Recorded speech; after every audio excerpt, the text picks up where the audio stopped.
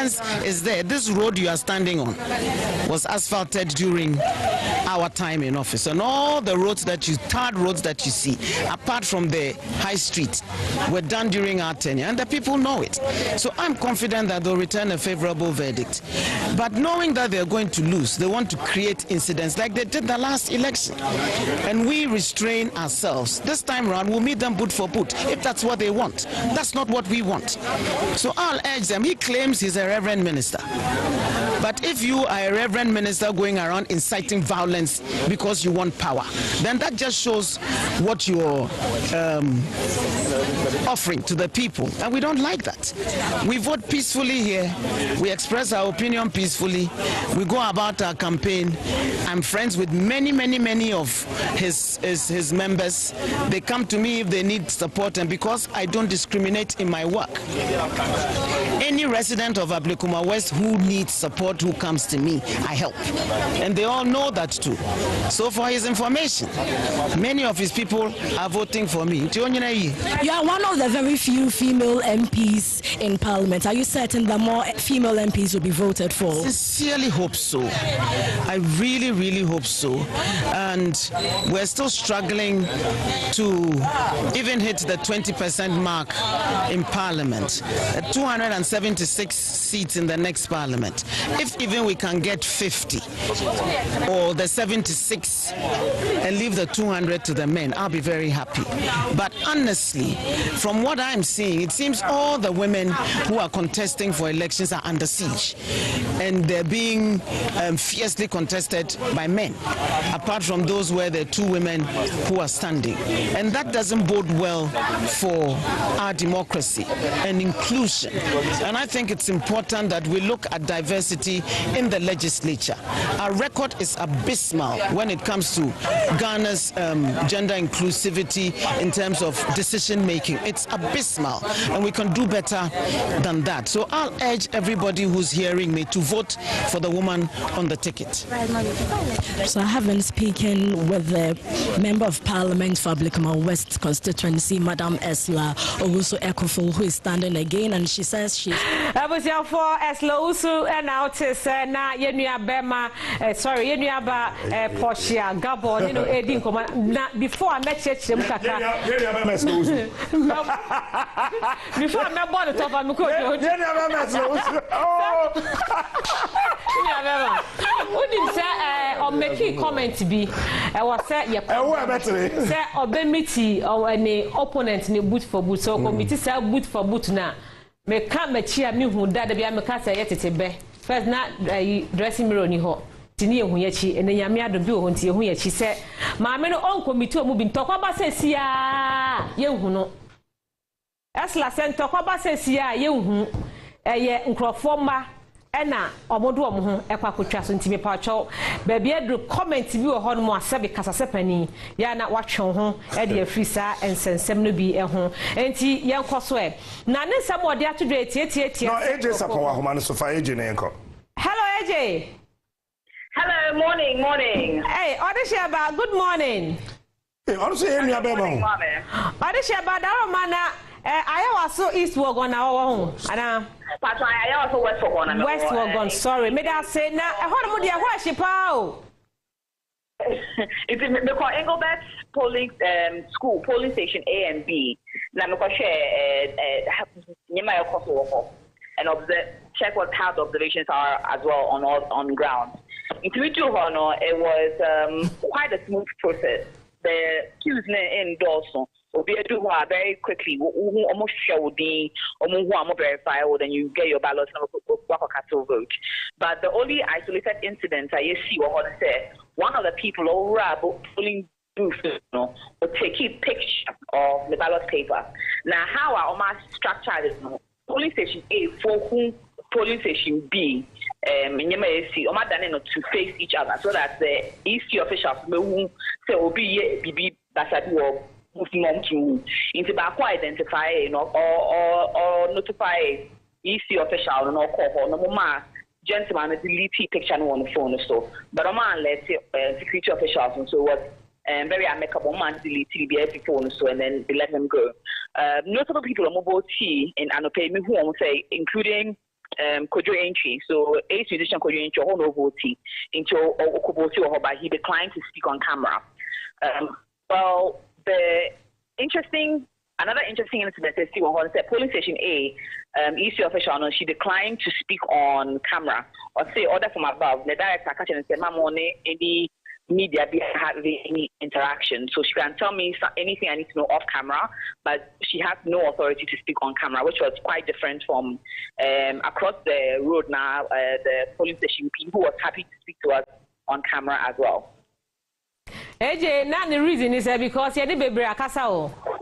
Exactly. Maybe because I've observed it over the last 2 elections. Anytime I do Mobia, I'm always allowed to speak to the EC officials. But I'll say, on fact, a friend, on the director in front of me, at no point should she speak to any press until she didn't have the authorization to speak. Until say, man authorization they own to make casa. I had to explain to her that everyone else is speaking, or we've spoken to other EC officials across different polling stations, but I'll say emphatically said that's the order from above and she can't speak. Yo, AJ Sapon or the reports if I was so west we're gonna battle on Persia so and or the by Hodna John Dumelo and Mame Lydia Lassan, right? Or more air contested. Now, yes, I come back now. Yeah, Mammy as Lowsu and come out on it Porsche Gabo, a dear Yenchum tell Elfa Maninian said, among phobia shall say the quad do air bonus set.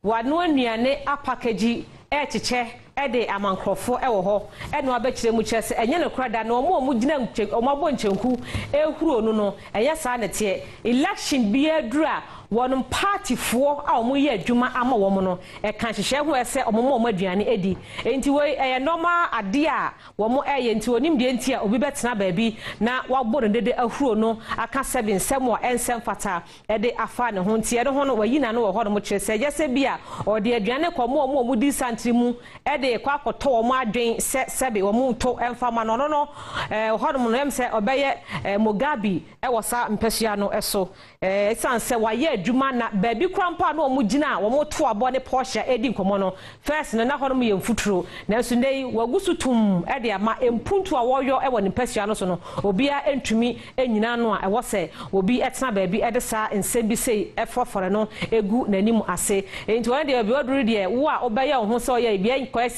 na anu abato no a wo cool down no wodi si a obetwa eno nsem e na ahwa titiro de hu hia no e ne aboboso e de ama yahwefo ene the Ecodu 1996 I know your friend honorable Gaga Agitarga I know why NDC ni what the 4 years I know premier the honorable Simon Alangre I know so why NDC ni what the 1996 I could do 2000. As 2000, 2016, long 7 MP. I honorable Alberta Bungo, and also NDC. And the actual honor 2016, every 2000, honorable Edward Bawa Abambide, and also NDC.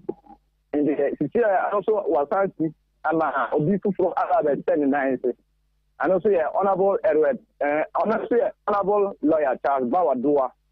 Among 2 parliamentary candidates, and the NPP, honorable Dinah Aburia. And also, about 2012, at the contested, and Wanyabi. And so, I was stand by 2 parliamentary candidates, our both constituents now.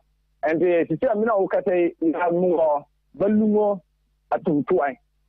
Mina Ukate is there were total voters of 353. I mean, our case is here. Nicola 33 now, Amatima, Akase, or Mupu. Say, video, on the video, no, and 4. I'm not nothing. A chance, among fingerprints and by Yama, Amatima to Abba. And because it's things and so on, I'm only a match of police. Yeah, I'm a comedy. I'm looking to your mind, did and they are not hard, na time easy me anim so de be hyase no na ye anopa ne 7 e ho ne yetimi start the exact time as a 33 the hwesa abre time no it's almost 12 and nipa 33 penato. Yes. So I'm gonna me so me bisa ai easy for no so no asema onka tam say law ne say omo ye face verification 30 times answer na bet my there ma aye man wa no I have the amount and the man ye 30 times I have the bet my feel man wa na amount. Okay. For any day actually my why Besaba Prince Allen said breaking news. Okay, breaking news. Honorable Joyce Baumotari is MD Gankano. Dear former First Lady Lodina Mahama Ebebabeye war a year polling center now or Kotuna Bawo Dade Kotopono. Wodika Cheche Muchens and Trefo said in Abisiako. Yenshe Senye Wasikana Sem. Always supposed to be guided if you have any issues or you have any questions. But today I've observed that there are a lot of polling agents all over the compounds I have visited. And I'm hopeful that people will seek assistance, ask questions, etc. There is something I observed with some very old lady who was voting somewhere. And it appears to be trying very hard to verify her thumbprint. I'm not sure why they would not switch them to a manual one, because at her age, it is very possible that today maybe, her thumb is probably frozen or something is just not right. But I realized that they kept her there for a very long time, and I noticed she was also in a wheelchair. It means that some other people within the same category, like my mother, for example, may not want to go and sit there and take all that time to have your thumb verified. And then they told her, oh, clean it, oh, put it on your lap. They gave her some water, they gave her this, they went all around, it wasn't working. I think that we should have better ways to facilitate these people who come to the stations variously to come and cast their ballots. So what? Honorable Joyce Baumotari Enono, Yanko His Excellency John Dramani Mahama, Sabra Yekase, Wone, and Centre for Ekasa, and Wone Papani Narso. Tradition, and many of these are my uncles. They believe that at every opportunity, if you are faced with a crisis or you are anxious about something, you must pray to your father and your ancestors. And so these are prayers being said for my father. This is my father's grave, and so they're saying prayers for him and asking him to stand behind me in the contest that we're going into today. President Baba, you have in the past shared fond memories about how your father and then the father of the MP presidential candidate were neighbors. Yeah, we lived in the same neighborhood in Tamale, and they were neighbors and friends. Yeah, so that's true. We grew up together. Yeah, so he knows my family, and I also know his family, all his brothers and sisters, and all my brothers and sisters know each other. That's true. Thank you for talking to us. Thank you. We just had the former President John Mahama, who came to visit the tomb. It is Excellency John Dramani Mahama and artist on Maxwell Agbagba or any more join news Ekasaye. It feed now you go so Yerecho President Mahama ewo ne papa and na nenchem enchenya war bompa said okache Maxwell Agbagba no Drew Brebi say ya ofre nananom ne o papa no wabusuafo a o makọ obunchi serebeya o musunsum ebeba beta wachi titiri wo saa okunya edananim eti President Mahama ene ne dom abusuafo abusuani nyina wo abusuafie no eno makotwa achia omo eja enna no esoa omo bompae very significant. Yeah.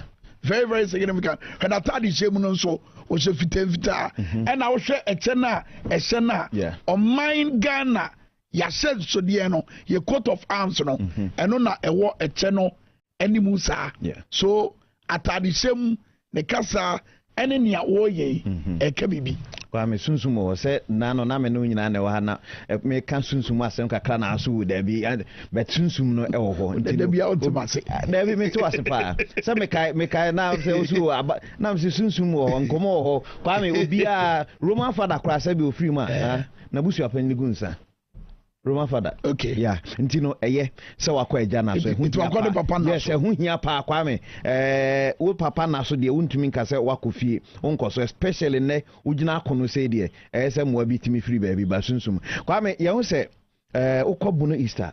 Ghana Police Service at the statement biaba. Okay. No mo say one EC official arrested at Kintampo South constituency in the Bono East region. EC official? Yes, arrested at Kintampo South constituency in the Bono East region for electoral offences. Also, the Ghana Police Service has arrested an electoral commission official at Kintampo South constituency in the Bono East region for electoral offences during the ongoing general elections. The suspect, Derry Joseph, is under investigations for issuing about 15 ballot papers to voters that omitted the final presidential candidate at the Apesika Baire polling station. Wow. Into Omulogo ne Daso Kama. Wow. We are Bono East region. And at the okay, we better connected to Bakumiswa, Yaman Furniture, and see what Achima Fuase. Okay. Achima Fuase. Yes. And also now you say, Abrante Bia, Yesusu say, why MPP Nino, Yachin officer. Na okura ballot papers mako edioson nsia wo screen so Her Excellency Lodina Mahama ono so that tarifita ene che no to na ba no etisania Professor Nana Jeno Poko Adjuman ene ni aye nyina aye no wo hwe afidie no a verify no a ye de asensodie no eye ne nsa enso aketo no ne no echese ye hye wonsu o di awabehwe wudi o kwa akoto aba o etisa no ye chonzo sana wuni akwanya se obetimi asa beto aba ne bio eti eno na Her Excellency Lodina Mahama sabri na ofriwa wakọ abato komisa empanyifo no enchen na nia edi wono omo etimi atwa so eti question no reset or upgrade ebo no onuma na yebehu reset or upgrade Twami, place say there, and now can a bono man yebehu. Bayana, yes, I grow beda, if you had a women da beda, if you had a man, I could see the beda, women dana, do not miss a bibi becoso. So definitely, baby, I'm from Ane Bocono, Emo be say no numine fahono. Kwame ote bunumemuni wa ese bele eno sa no bete ake so yemi anu so be kansa ntino sa oti huhu bi wasun before counting ne koso no unim de na esrepa counting initially no ya count no polling station by polling station anyone na near TSC constituency na fi ba bia ye MPs but this time round is so obedi kam ya presidential answer jaman for jubilation no mbetwen because presidential na ebobokra just say ya can in any but them piece in the end nya bo one constituency jubilation shas wa it no ready na nyina why not asasa na bibia shas but what screen amandi domama ye de NPP 4 na ye ni abre ye ne eto ama frafranto ye ti vote ni so a domama pa on fan ko domama John beba eno na ni was Kwame. Okay, but that's it. Mamen kok kwesimin team in the Western region emra na mene ahante eguzi eni nkobo on our assembly elections, on assembly memoir, near to a baby, new papa to be no offer, on was to a baby. Mamma Lodina, or the rather can you, what the room says, Sudu, and what would you say? Oh, boarding. Any deal was a Mahama Busianimo, or Bunny and Nidia Mopia, Shomo Dimina, watch President Mahama, Shelodina Mahama, Shomo May, Sharafne, Omo Makafaridamo. Obuo de sa obuo no eyade ewo musunum edoria woto na bawie ya ezandwefo ameyesho se oni mo babia we budi ni mu ase eri ache omo enti we beye parliamentary no na wode kwa akoto oba akoto wo adaka enim na fei owia wode akose adaka enim na bibia akoso kama o election powerhouse ni power 97.9 TVXYZ yani ora Anthony Akwe enso ewa anti Lodina Mahama Her Excellency former first lady enche bia se bibia dakwanwa obetima ba beye first lady bio no ono no ato na ba ewie ewo la dade kotopon empeso aso yamra studio ni ento aso Lodina Mahama to na ba ewie eja kwe. Yes, Kwame, obviously, Mijidi there, or Babia, or Pedanukun, then ODA, no, Mijidi there, or Bapede, or Baby Bia, Nukun Bedded, Nimpunti non Cocodo. nti bibia hyede obviously oyado boto da manukun. And let me also say we did the President Mahama ne papa ninda no kono very significant and more or less or show some kind of empathy and voters emotion also it send a very strong signal there, even though no your mommy your papa no but at any point in time you have to show that connection with them. And so for me, I was really touched when you say wakone papa nendado because me and I remember at a point in time when I was contesting for assemblyman and me kai me na de biano or to for them minko school and Kwame, you'll be surprised. A date before election, me kodam na nanendando. Yes, me kadaso. Wow. And the very day we went for election, we need hands down. Hey. Yes, simple. Let's just say over person zumba we chia na. Me na kra. Wona it omba tu bia na asa dey. I mean, I don't know, but I don't even know me nyima don ba me mu, but I felt say me koda me na nanendano so. And truly me koda ndano so. The next day I to about I mean, you'll be surprised the voter me here no. Seriously, so me chisa wakasa wa confident in that. When him say it sounds something, and me related to me and I really felt say wow, this is very symbolic, and trust me, it's a whole lot. But do probably omo be share sadie ewo TV so ebi onyam beto na ba jawusu onyam beto na ba we use a bit back come to say eja akwe kan say wono no de no ohunu say bibi say no symbolical bit back kan ko fa akoma Kwame wiase ba bia o fa honam afam no na ye fa sunsum afam nti Kristofo wo Kristo ni se den a onim sunsum afam no onim honam so afam nti sunsum de no de ama ebia de afa ne Yesu so na Yesu de akoma ne Nyankopon o ye kramuni a sunsum no de afa ne ye friend Muhammad so no de akoma ne Nyankopon se wo ye nananom fo bia ye unse mu bi so ho ye je Kristo sum de ye sa de ye nana de ye nsa ntonkone eno sa muntimi nche ye muntimi ye hwe ye de beye ni mie no wo mpa ye ye fira sore mi am ye be ko so aka oh yes nti no de chense sunsum no a play role but eja kwe de a o kan se okoda enane so de ene camera capture nke be ka se sakawa na okoji oh I can see that I can see yes that nkasa na be ka no I can see that nti eye adwuma wugidi a eye unyini a eye na onu de obeye no ho so Kristo tum na me de yes Kwame edur your bra obia de recognize sa de so critical election bi mu a obeka said debi me resort to something. It's a very significant. Yes, Yanko honorable Alhassan Suhini and Chen were raising issues about the normal would go so wabra ye to abey and no money be when isusu ye no about to come is a bit me ahwe di hujuma bambo hun sema security capos no ebetimi edi hujuma wakasa ye die no. Well, from last night, following the distribution of the election materials and all, we will say everything has been quite open.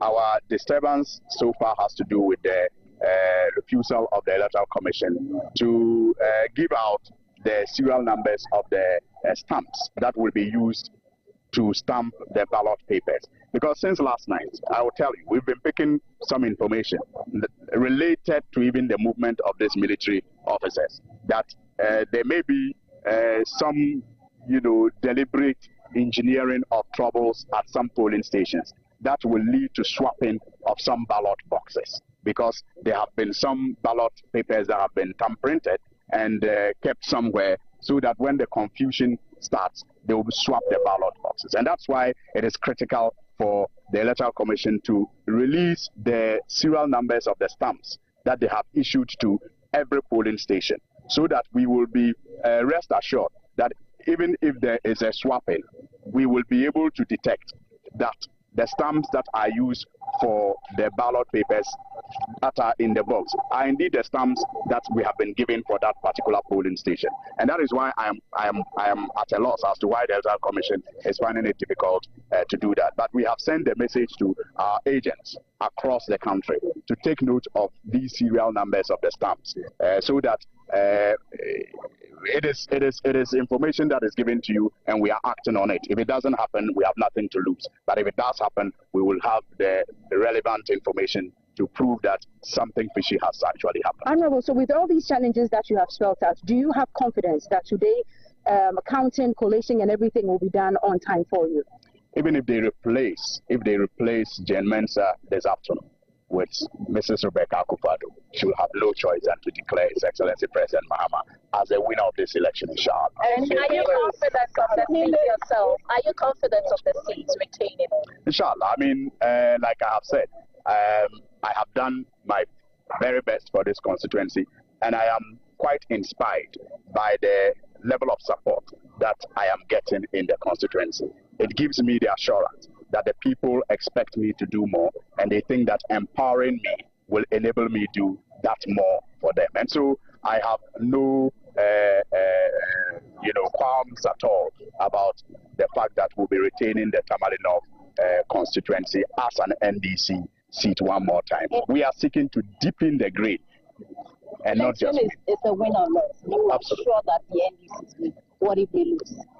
That is not in the equation. In fact, our original team.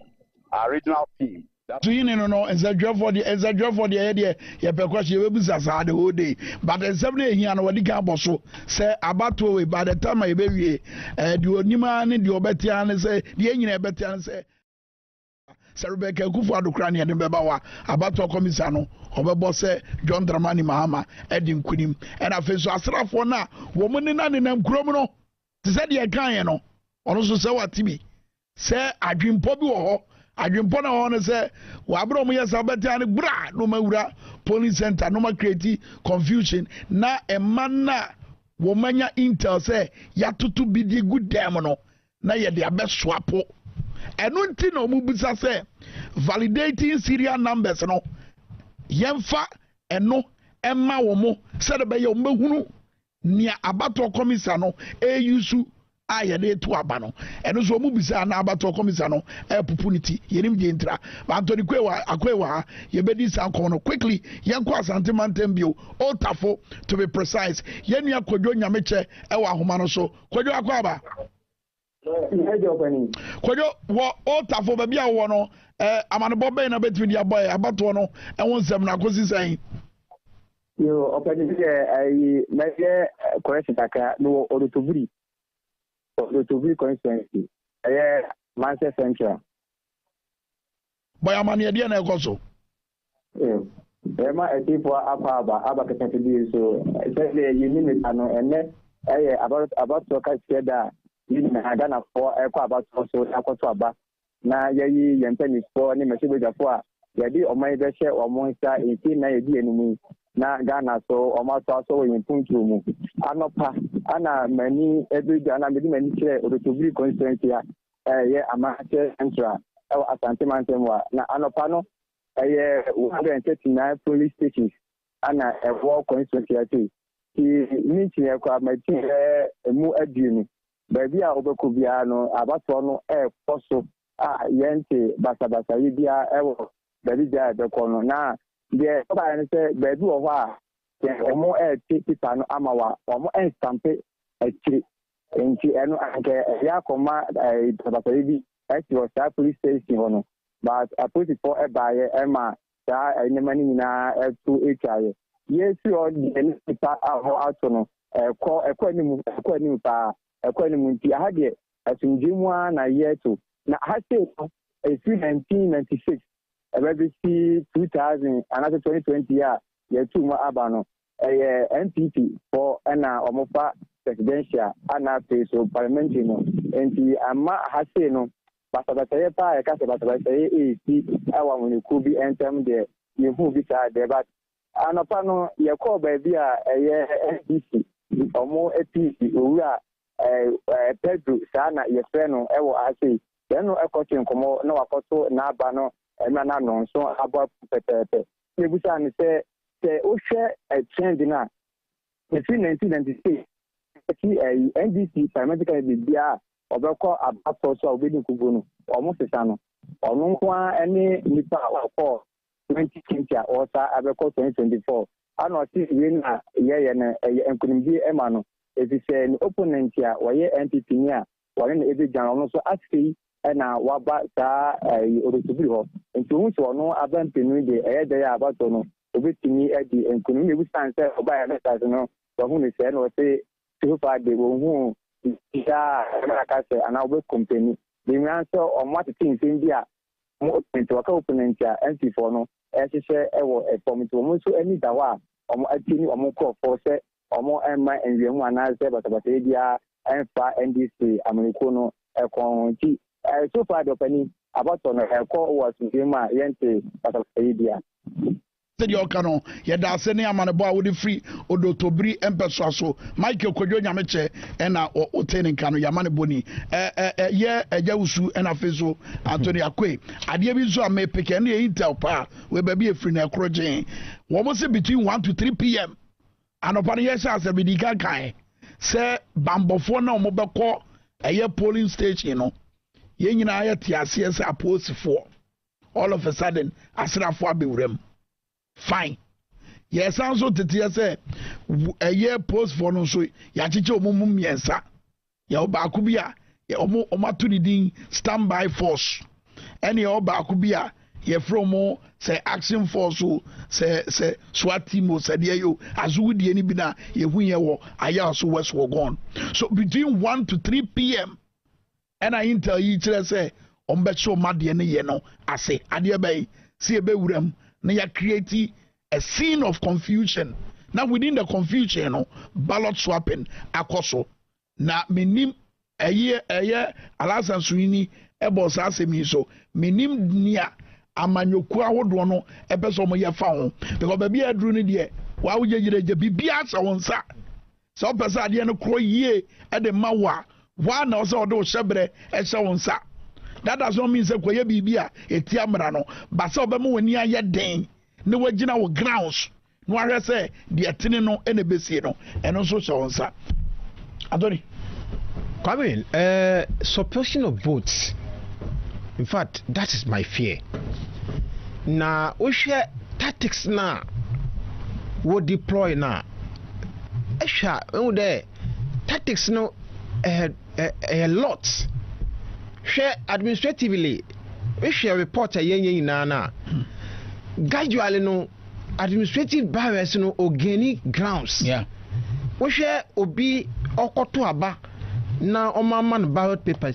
Now, at the end of the day, no man stamp it. Then, obviously, one more count here. Now, one detector. They can't count it. And that is very critical. And now, because he doesn't recognize some of those things. Look, one vote, just one vote, Oma Obin to win parliament. Until this administrative, tactics, one critical issue or the and we made mention of the ink issue here or the SAPA. If these are very critical issues are on the grounds, are really happening now, then it means that administrative barriers are very one key. Again, another tactics are there suppression of votes is the deployment of the military or any other special forces. Good within that time, yes. At the end of the day, to make create certain confusion. Now, then the other staff ballot papers that be inside. This is a very critical issue. Trust me, baby, I'm meeting us at now. I'm just looking up today, 2 o'clock, 3 o'clock, 4 o'clock. And no, that is where we're going to hear a lot of this incident. But I believe that IGP order right to location. Yeah. Because come in, I have general commander, district commander, another divisional commander. BBC war within your catchment area. We are going to hold you responsible. No, we are not going to give the bed IGP say. IGP signing ABR election and coyenti. We are putting all the blame on you. Commanders at the various regional districts, divisions, BBC or because every commander is responsible to command soldiers. So BBC, it is up to us. We need you because you're not holding into me. But so much, and that's what I'm saying. Like the police and even the standby force no until there the police command say it's above our what our strength into military inside. So political from one they don't have any business to do at the police station. But at the back also also NDC for can be say drew one move on air corner omo police station agents no yabesi sem eti wa watene ma fra no pa ebesi sa abre no na yede foforo aba sa de no so mo ye so ma anya ene ebesuo no befa etwene na ase ejawusu Kwame yebeba no so na Allen said the former president John Dramani Mahama drew no so a Kwame wo kwa akoto na bantino ya yenko screens no so na afi yenhwe omampenda da John Dramani Mahama bole eno to na ba so enti ene wa kwa akodu no krom wo free ni papa na so no say polling station ho no eno wakono asese ono so kwa akoto na ba wabone white oh yeah wabone che no white na efom no so de che no so efita e no so de bo animu no ye o my Ghana coat of arms okay eno na bo animu yeah nti Kwame ye de nsa nu ye de nsa keto ano ne nsa ba no ye de enum na kire se ampa wato ha wo ba beto de ba bi aduro de na se bra so obedi ka to ne de o so no wan ho ana ni rebe Kwame ye de ni rebe de wa go bomba wo de jana su wo kai che bibia se we na say ko exams no adi baba no we di baba we straight so it do ura da can it were presidential no di ka no ba fi presidential na wa Kwame presidential no na tentene ya che obi tentene o ya che obi amepia yeah ntino waje akwako rem we de oni seconds kra o team na fe o de akwako tum na bibia to atwa yes o de tum ya na se eno anti ono wakofie na ja o kwako tum na ba into election powerhouse ni power 97.9 TV XYZ na fenso power 97 na farida na dia na ye fa phone to way